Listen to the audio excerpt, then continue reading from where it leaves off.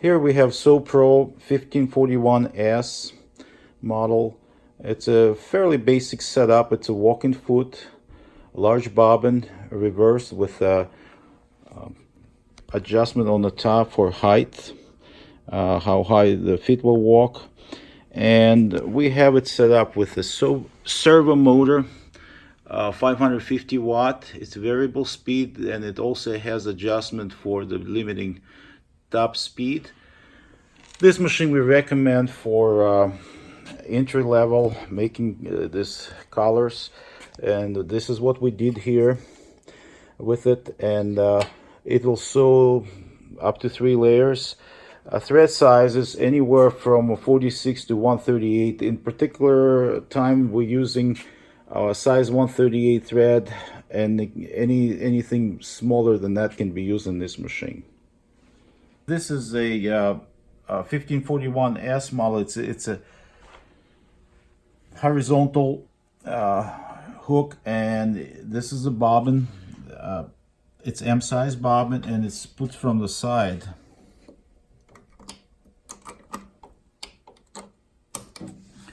And you also, after you do that, you have to fish the thread out. Have both threads to the side. That's how you start sewing. And in order to, here we've done some practice here. And the very important thing when you start, to have both threads to the side and hold the top thread especially to the side, and then you kind of start sewing. And you reinforce your stitches with the lever, hold it all the way down. And if you notice in my video, every time I make a turn, it's very important to, by hand, have a needle going all the way down and come up some. At that point, you lock the stitch and you won't skip that corner stitch. And here I go again, and right before I need to make turn on my material, I go all the way down, come up about halfway with the needle still in the material, making that turn. And here again, I go all the way down, come up some.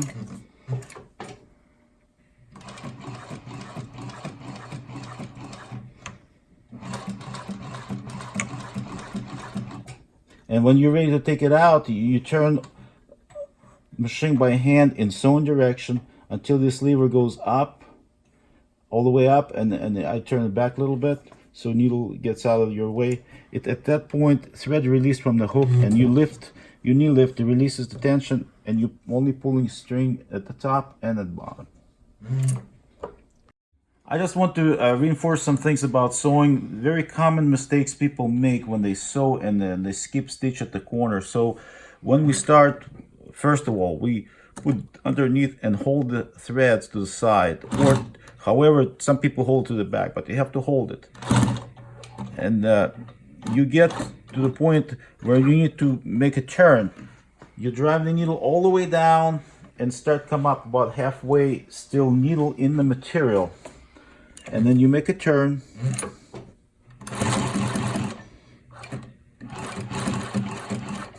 And you less stitch. You go turn all the way down and start to come up halfway with the needle still in the material. You turn. And the reason I do that, because if you do it any other time, you might lose that corner stitch. So you turn all the way down till it comes up halfway. That way you already have that stitch locked in.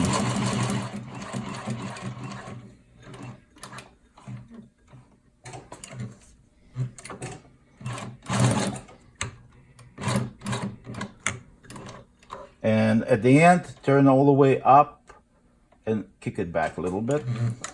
At that time, it's released. Great.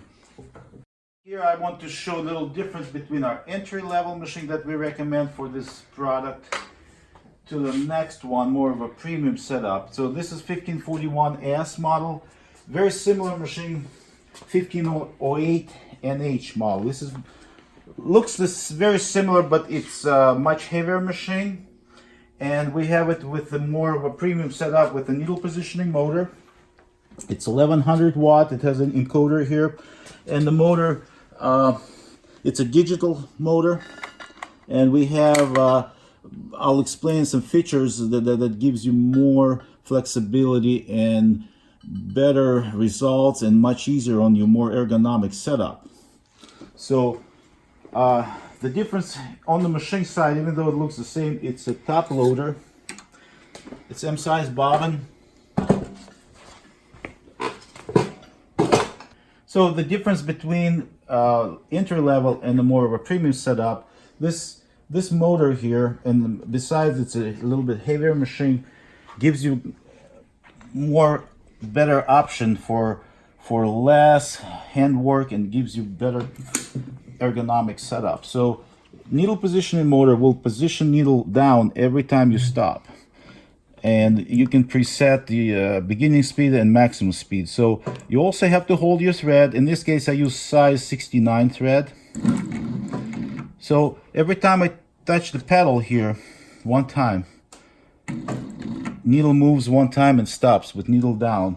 You don't need to do any hand wheeling here, positioning it, position for you. That's what we call needle positioning motor. So, and in this case, I do one stitch at a time. It stops. I don't need to. All I do is lift the foot and go. It's more of a stable speed. It stops there where I need to be. I can control speed, very slow beginning speed. It's as soon as I stop, it stops with needle down.